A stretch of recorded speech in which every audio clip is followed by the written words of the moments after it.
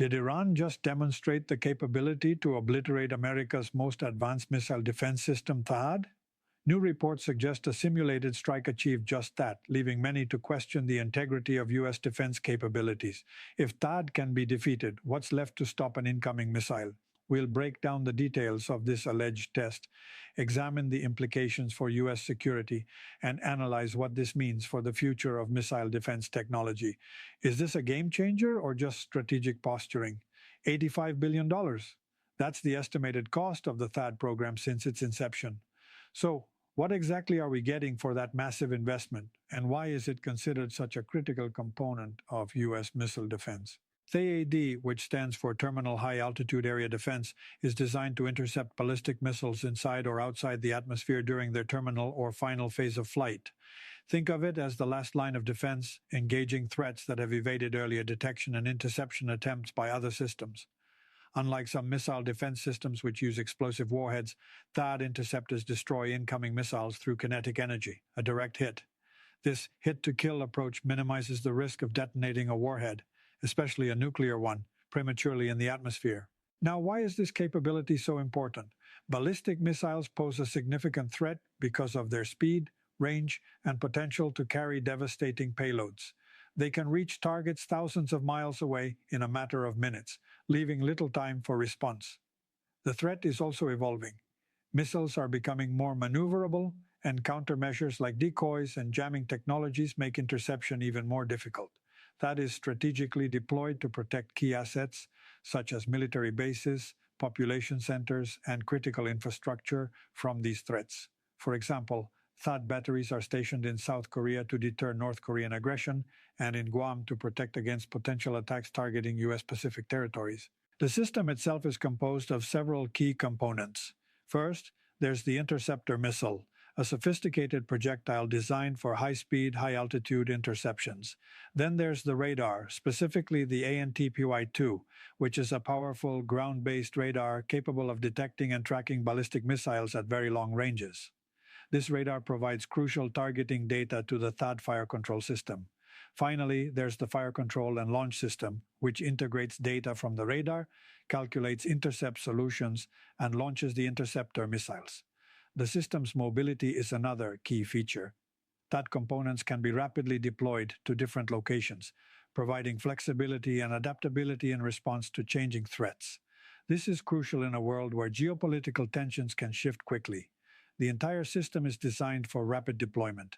But THAAD isn't a standalone solution. It's intended to work in conjunction with other missile defense systems, such as the Patriot missile system and the Aegis ballistic missile defense system, to create a layered defense. Patriot typically engages shorter-range missiles at lower altitudes, while Aegis, deployed on naval vessels, provides a mobile sea-based defense capability. THAAD fills a critical gap by intercepting missiles at higher altitudes and longer ranges than Patriot and supplementing Aegis's capabilities. Each layer is designed to knock down incoming threats, and THAAD is a key piece of that puzzle. The data reveals that THAAD has demonstrated a high success rate in testing, but real-world combat scenarios present different challenges. The effectiveness of any missile defense system depends on factors such as the type of missile being intercepted, the countermeasures employed, and the overall operational environment. So while THAAD represents a significant advancement in missile defense technology, it's not an impenetrable shield. It is a crucial tool in a broader strategic framework. Is the claim that Iran destroyed THAAD even remotely credible? It's a bold assertion, considering THAAD's purpose-built design to intercept ballistic missiles. We need to dissect this claim and separate fact from fiction. First, let's address the technical plausibility. THAAD is designed to intercept missiles outside of the Earth's atmosphere. An attack that destroys THAAD itself would likely require either a direct hit from another ballistic missile, a sophisticated cyber attack disabling its systems, or a sabotage operation. Absent verifiable evidence, the idea of Iran destroying a THAAD battery is suspect. Second, think about the strategic implications. Such an attack would be an act of war, plain and simple. There would be undeniable repercussions. Any nation claiming such an action would need to provide compelling proof, especially given the near-certain retaliation from the U.S. and its allies. The lack of an official claim of responsibility, or any convincing evidence presented, should raise immediate red flags. Now consider the source of this claim. Is it coming from a verified military source, an established news organization with a track record of accuracy, or is it circulating on social media or less than reputable websites? The origin of the information is paramount in determining its validity. Disinformation and propaganda are rampant in the current geopolitical landscape. Another key consideration is the available evidence. Are there satellite images showing the aftermath of an attack? Are there credible eyewitness accounts? Are there official statements from governmental or military bodies confirming the event?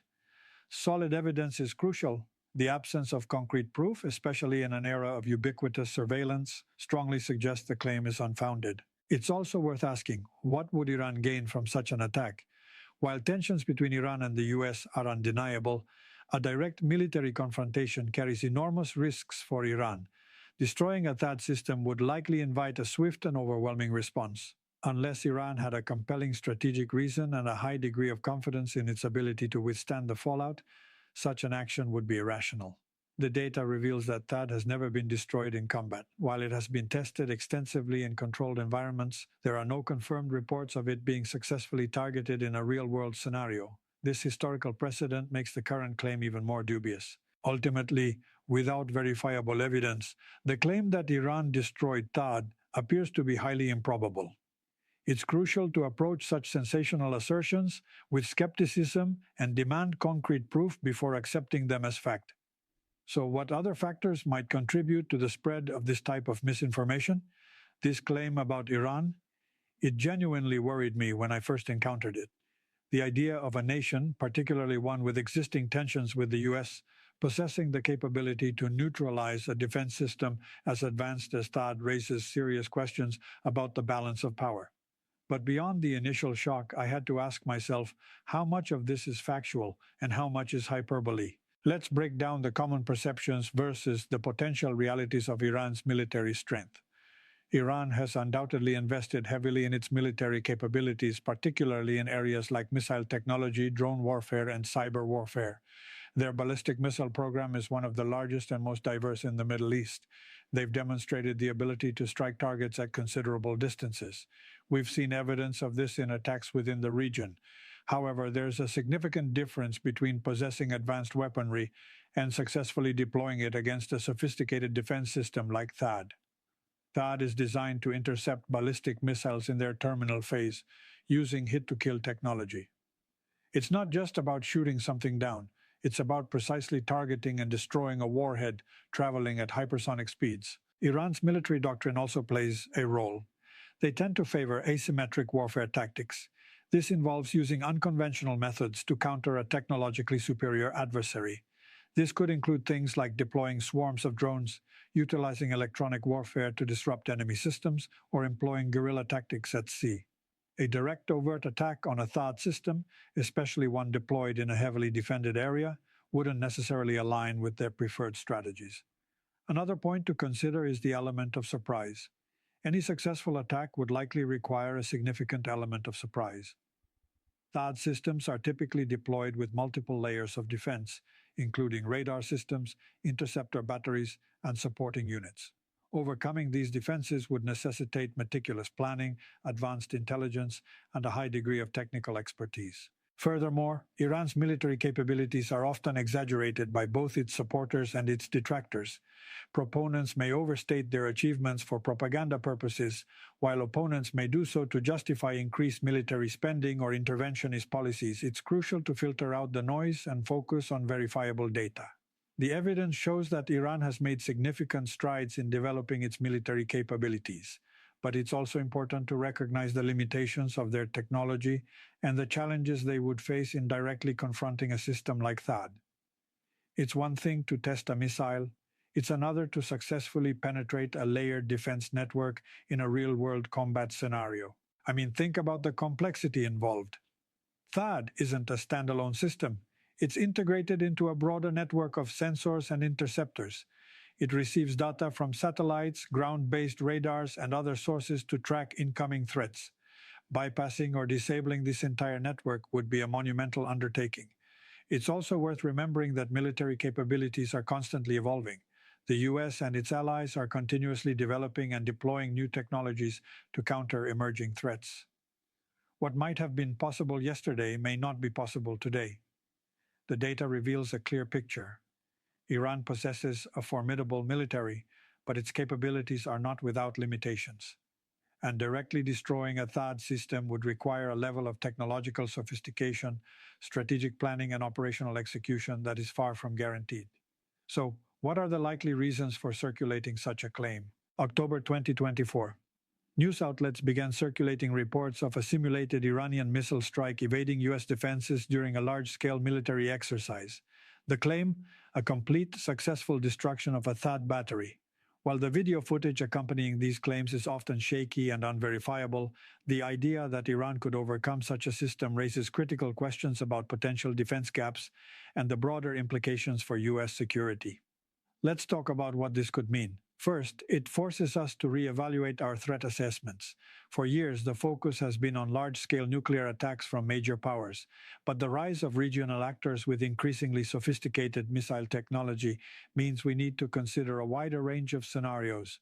A successful strike, even in a simulation, suggests vulnerabilities we can't ignore. What if, for instance, a coordinated attack combined conventional missiles with electronic warfare overwhelming existing defenses? Second, it puts pressure on the U.S.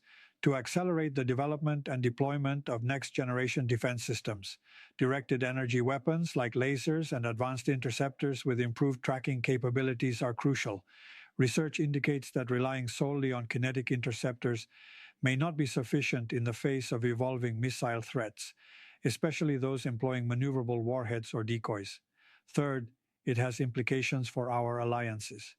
Countries like South Korea and Japan, which rely heavily on U.S. missile defense systems, might feel compelled to bolster their own capabilities or even explore alternative security arrangements. This could lead to a more fragmented security landscape in East Asia, potentially increasing instability. Imagine the political fallout if a U.S.-protected ally felt vulnerable and started developing its own independent nuclear deterrent. Fourth, the economic implications are significant. Investing in new defense technologies is expensive. A perceived failure of existing systems could trigger a massive increase in defense spending, diverting resources from other critical areas like infrastructure, education, or healthcare. The public debate would shift from "can we afford to upgrade" to "how can we afford not to?" Fifth, this situation could embolden other actors. If Iran believes it can successfully challenge U.S. missile defenses, it might be more willing to take risks in other areas, such as maritime security in the Persian Gulf or support for proxy groups in the region. A perceived weakness can invite aggression.